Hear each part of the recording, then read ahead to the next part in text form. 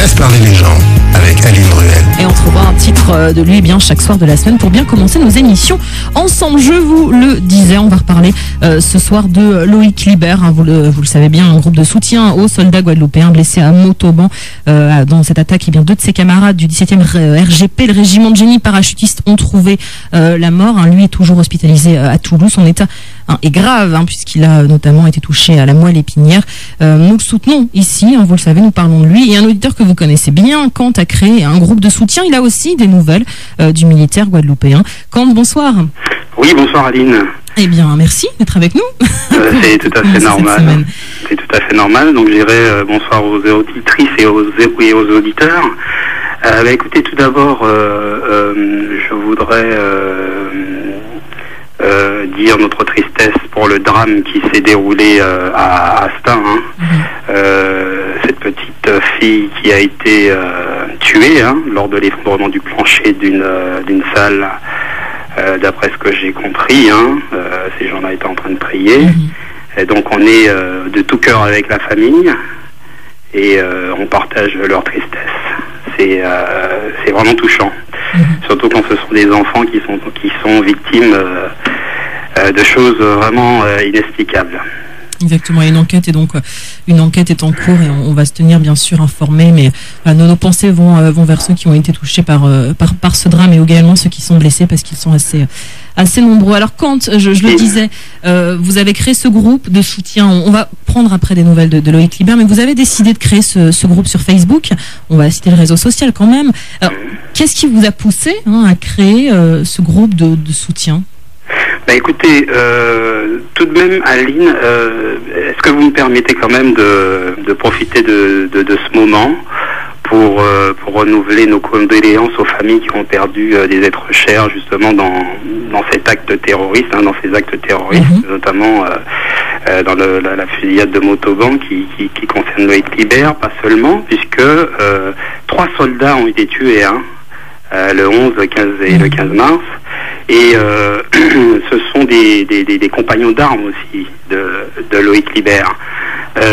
Justement pour pas reproduire ce que l'on reproche aux autres médias, je vais me permettre de citer leurs noms, puisque ce sont eux aussi des oubliés des médias. Donc il y a eu le soldat Imad Ibn Ziaten, qui est âgé de 30 ans, Mohamed Le Gouad, 24 ans, Abel Chenouf, 25 ans, qui, eux, ont été victimes au même moment de cette attaque. Ils étaient accompagnés de Loïc Liber. Donc je voudrais quand même adresser à leur famille toutes nos condoléances. Je voudrais aussi qu'on ait une pensée pour ces enfants et leur papa, ainsi qu'une petite fille qui a été tuée à l'école juive de Toulouse, l'école juive aux Arts à Torah. Et nous voulons leur dire que nous pensons aussi à eux en ce moment même, sachant que la période de deuil, que ce soit pour les musulmans ou les juifs, même pour les catholiques je crois, c'est de 40 jours. Donc ils sont toujours dans cette période-là et je dis paix à leur âme. Voilà, donc je voudrais faire ça. On pense aussi à eux, bien sûr. Je voudrais aussi remercier la famille de Loïc Liber qui nous soutient dans cette initiative, notamment le père Jean-Luc, que j'ai eu à plusieurs reprises, qui aurait dû porter un témoignage ce soir, mais qui est tellement dans la tristesse que ce n'était pas possible. Donc, je voudrais dire aussi que dans le groupe de soutien, nous avons les 2 membres de la famille de Loïc Liber, Louisiane et Colin Serin. Donc ce sont 2 personnes qui font partie de la famille de Loïc Liber et qui sont aussi administrateurs du groupe de soutien. Il y a aussi quelqu'un que je dois remercier, parce qu'Aline, vous savez très bien que sans les hommes on ne peut rien faire. C'est quelqu'un qui s'appelle Marc Étienne et sa femme Marie-Louise. Ils sont formidables, ils débordent d'amour. Ils sont très très très très très engagés et je les respecte beaucoup. Voilà. Donc pour revenir à votre... Voilà, c'était sur c'est parce que c'est qu'on voit qu'il y a une mobilisation qui est grande en tout cas pour soutenir et il y avait besoin de cet espace en tout cas pour que les gens puissent se regrouper. Alors qu'est-ce qui vous a donné l'envie, c'est pas l'envie, mais qu'est-ce qui vous a poussé à monter ce groupe, à le créer? Ben effectivement, hein, on voit ce soir, il y a plus de 2000 personnes qui ont adhéré au groupe de soutien. Et finalement, ça nous conforte dans la décision qu'on a prise de créer ce groupe-là. Alors, vous savez, il y a de multiples raisons pour lesquelles nous avons créé ce groupe de soutien. Vous savez, quand on a vu tout ce qu'on a vu et entendu tout ce qu'on a entendu, je peux retenir, disons, au moins 3 ou 4 raisons. Il y a des raisons sentimentales et d'affection, parce que ce drame-là nous a tous touchés, nous a tous choqués dans sa barbarie. Et finalement, on se dit que chacun de nous aurait pu être à la place de ces personnes-là. Chacun d'entre nous, ça aurait pu être nos enfants. Donc, ça nous a vraiment touchés. Il y a des raisons de solidarité nationale, bien sûr, puisque de toute façon, ce sont des Français qui sont tombés. Ce sont des Français qui sont tombés. Pourquoi? Parce que, si vous voulez, ils défendaient les valeurs de la République, que sont l'égalité, la liberté, la fraternité. Ce sont toutes ces valeurs-là qui ont été attaquées en même temps. Et on se devait de réagir, de porter ce témoignage-là pour ceux qui ne sont plus là pour le faire. Et si vous voulez, il y a aussi une raison, celle-là qui est vraiment fondatrice de cette démarche, c'est que moi, quand j'ai regardé au niveau médiatique, on a constaté qu'il y avait une représentation de toutes ces victimes. Bien entendu, ces victimes n'ont pas eu la chance, entre guillemets, de Loïc Liber, puisque ces personnes sont décédées, mais ils ont eu cette représentation officielle, et finalement, on s'est dit, mais voilà,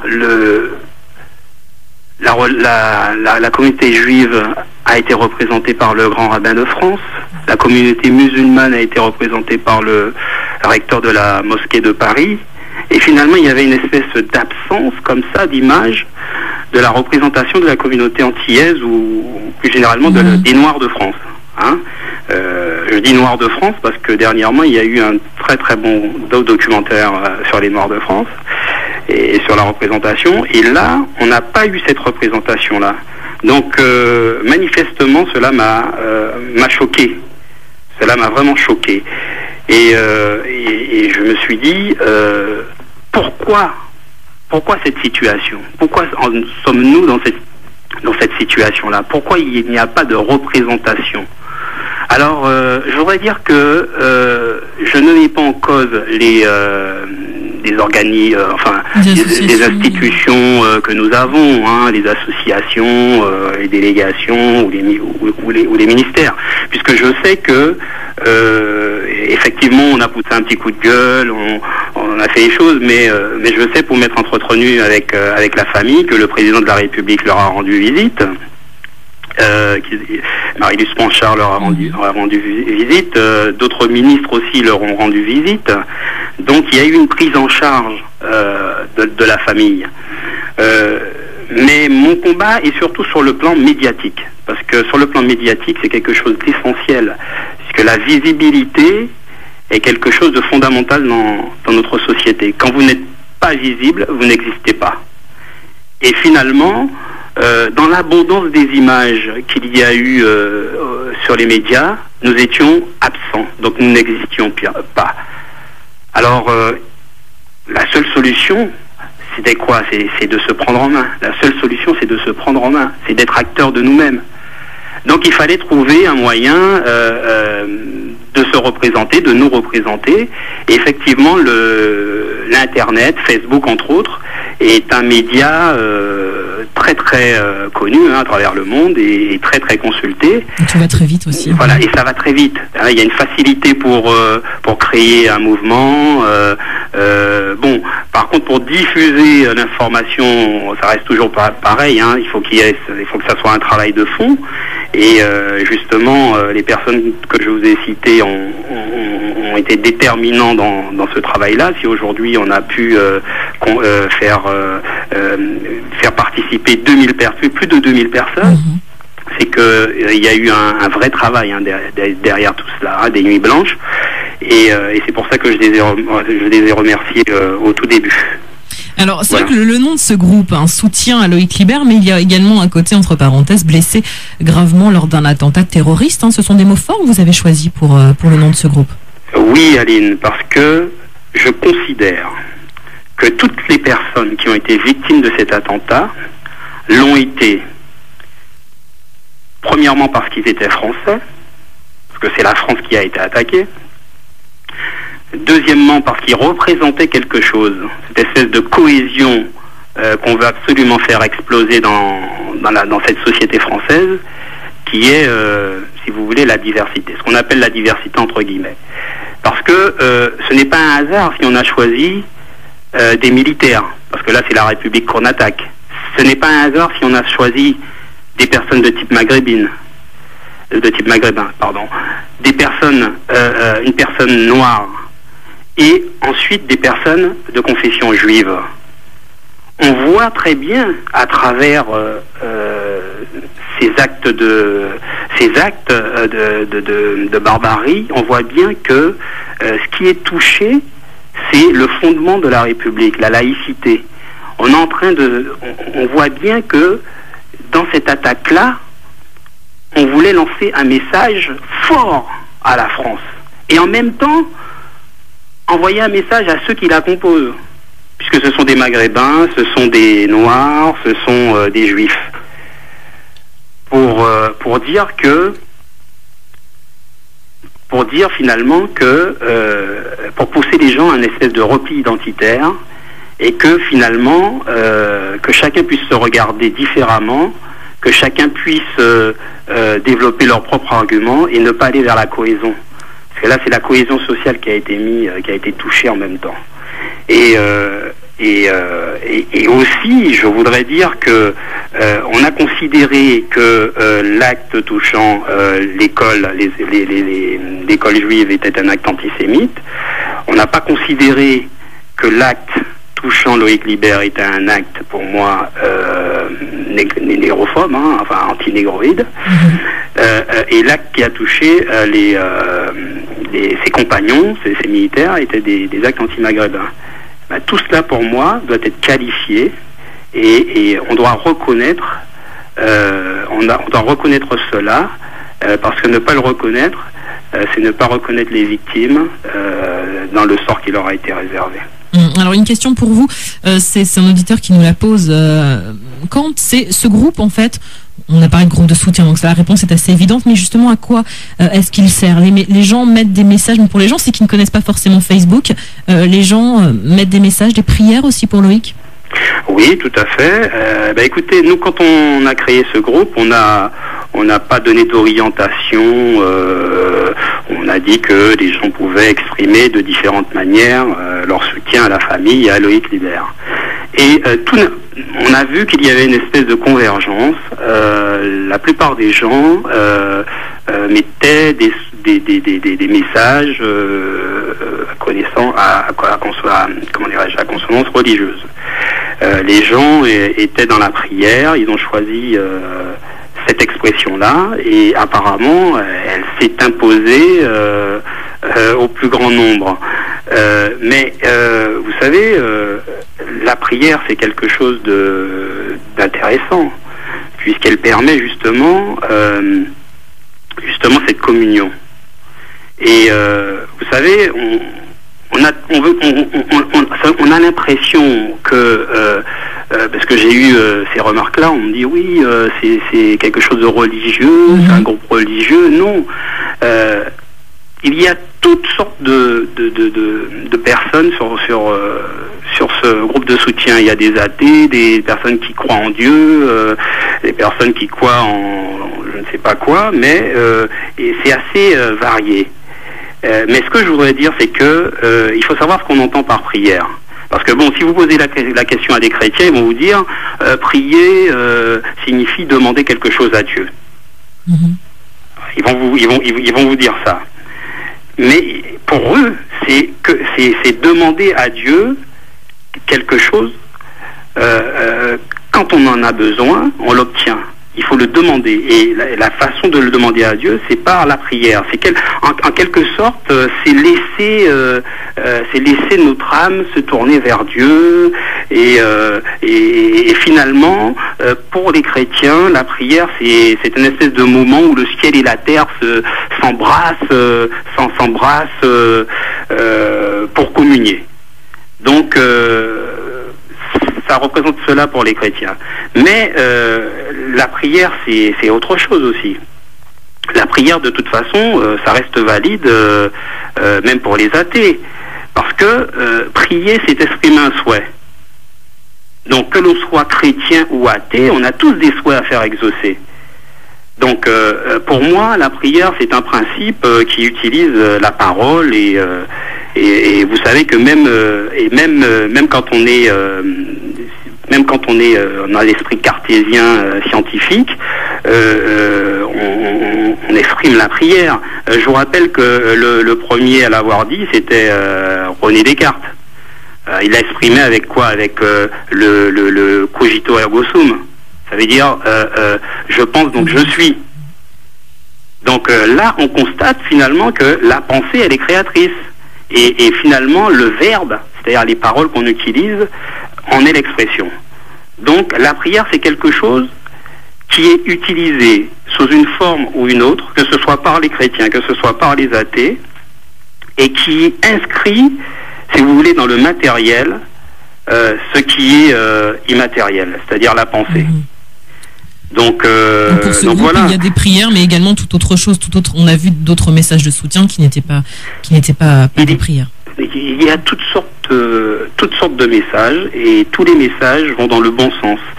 Les gens se sont très très très bien tenus sur le groupe de soutien. Il n'y a pas eu de dérapage. Il y a vraiment un esprit de corps. Il y a vraiment, je pense que les gens sont vraiment avec ce garçon, avec Loïc, et tout ce qu'ils ont en tête, c'est faire en sorte que toutes les pensées positives qu'ils émettent puissent arriver jusqu'à lui, et qu'ils puissent le toucher et puis accélérer sa guérison. Vous savez, les paroles, comme on dit, sont pour l'esprit ce que la nourriture est pour le corps. Donc c'est très très très important qu'il y ait cette ferveur, qu'il y ait cette union, cette solidarité, et pour ma part, je ne m'en plains pas. Il est vrai que ça fait un moment que j'avais pas autant prié. Ça fait un moment que je n'avais pas autant prié, mais ça fait du bien que l'on croit ou qu'on ne croit pas. De toute façon, on recherche toujours des réponses à des choses inexpliquées ou inexplicables, et il faut toujours une cause ultime pour pouvoir,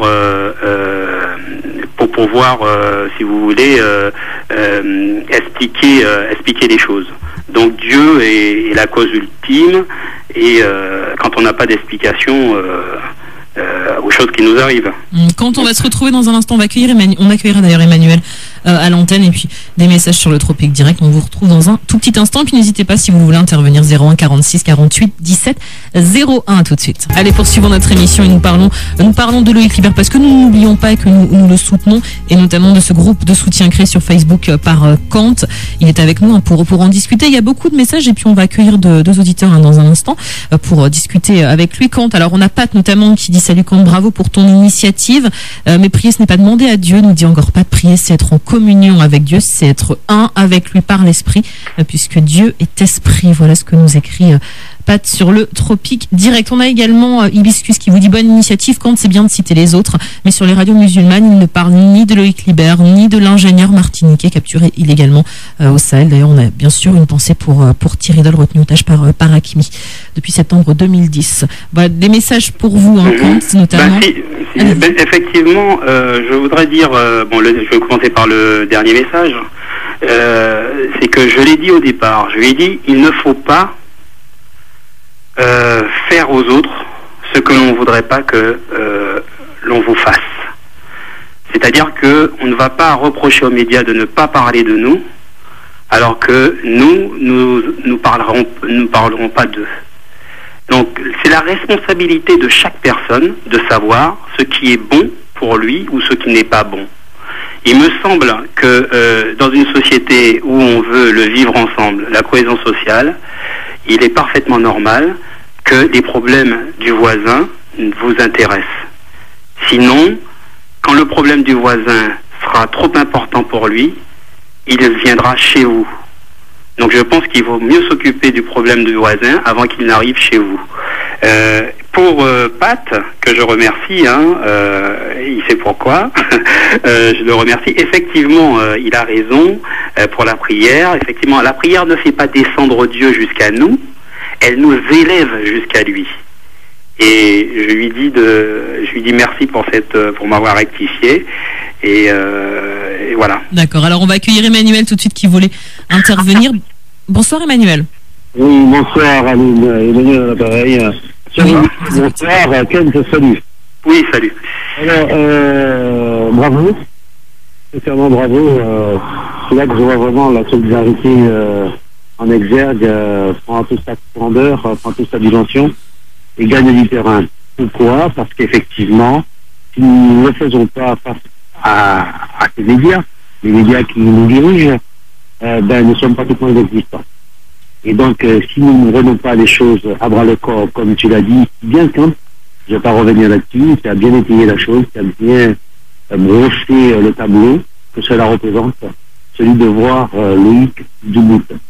On voudrait sincèrement le voir revenir parmi nous, parce que, il était là, il devait pas, peut-être ne pas y être, mais il y était quand même, et donc, il a été pour moi un oublié. Et c'est la raison pour laquelle j'ai adhéré pleinement à 100% à l'action qu'a menée Ken, sur Facebook d'ailleurs, et donc je suis intervenu là-dessus. Je ne me cacherai pas, moi, sincèrement, j'ai toujours dit, la solidarité, ça fait longtemps que je la cherche. Et j'avais trouvé en 89 lors du cyclone Hugo, et je pense que je le retrouverai encore davantage, mais c'est pas au moment d'une action que nous devons être solidaires. Nous devons être solidaires tout le temps. Et c'est ce qui manque. C'est ce qui manque à notre communauté, qui fait que, c'est vrai que c'est pas même qu'on est venu pour nous dire club Z. C'est tout le temps, c'est durant toute notre vie, nous devrions être solidaires. C'est ça, c'est notre péché mignon, et puis voilà, ça nous fait des faux forcément, mais nous sommes solidaires. Merci beaucoup Manuel. Et effectivement, ce groupe de soutien, effectivement, non seulement ça a été fait pour la non-visibilité, effectivement, mais il faut comprendre que c'est un lieu où la communauté peut venir exprimer sa compassion et son affection à Loïc Libert, ainsi qu'à sa famille. Parce que aujourd'hui, si vous faites le tour d'Internet, si vous regardez les médias, pourtant on a beaucoup de chaînes, vous verrez que le seul endroit où l'on parle de Loïc Libert, aujourd'hui même, c'est sur ce groupe de soutien, c'est sur Tropic FM, c'est sur ce groupe de soutien. Et on remercie encore Tropic FM de nous donner les moyens justement de diffuser l'information. Et j'espère que après cette émission, que beaucoup nous rejoindront. Et beaucoup de nos compatriotes, Manuel, ont été traumatisés par cette affaire. Oui, j'en suis beaucoup de personnes. Mais ils peuvent pas. Les gens vont vous dire ils peuvent pas l'exprimer parce qu'ils n'ont pas d'endroit où l'exprimer. Exactement. Vous voyez, ils ont besoin d'exprimer ce qu'ils ressentent et on voit bien que, et là c'est important, on voit bien que c'est une continuité dans notre histoire. Le fait de ne jamais pouvoir extérioriser nos douleurs, nos peines, et c'est quelque chose qui est marqué. On aurait dit que c'est devenu presque génétique. Et ça, c'est un gros problème parce que c'est ce qui nous accable et qui nous met en incapacité le plus souvent d'agir. Alors, il faut que l'on soit acteur de nous-mêmes. Il faut que l'on soit acteur de nous-mêmes, qu'on prenne les choses en main, qu'on ne laisse pas les autres nous caricaturer, que l'image que l'on veut que l'on ait de nous, que nous le fabriquions nous-mêmes. Exact. Et parce que si on ne le fait pas, ce sont les autres qui le feront. Et ça sera une caricature de ce que nous sommes. De tout ça. Un dernier mot, allez-y. Et n'oublions pas Loïc Liber, n'oublions pas Loïc Liber, n'oublions pas encore ceux qui, parce que bon, on parle de Kant, mais je ne suis rien sans les autres. Donc Colin Serrin, qui vraiment a été formidable. Il nous écoute ce soir. Je lui dis, Timal, ou c'est en métamagnoc, ou ben nous faut cela, nous contents, nous qui aillons loin, nous qui fait les choses bouger.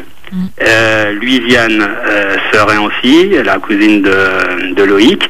Sa petite sœur qui nous a envoyé un petit post sur le groupe, hein, la petite sœur de Loïc, hein, qui nous remercie. Et surtout à son père, Jean-Luc, je voulais lui dire qu'un béret pas molly, ou ni un fils qui est formidable, nous péquer oublié, nous péquer la gueille, nous qui rester toujours épilles, ensemble, nous pi fort, ensemble, nous qui gagner combat là. Voilà. C'est très, donc sur ce mot, je vous souhaite une très très très bonne soirée, Aline. Merci à vous. Et à bientôt. Et que cette émission dure. Et merci Kant en tout cas, et tenez-nous bien sûr au courant. On suit votre groupe de soutien et tous ceux qui y sont, et on compte sur vous pour nous donner des nouvelles régulièrement. Merci beaucoup, Kant. Au revoir. Allez, au revoir. On se retrouve nous dans un instant.